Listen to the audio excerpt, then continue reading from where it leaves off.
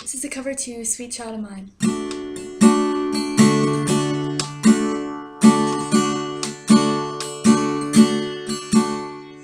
She's got a smile that it seems to me reminds me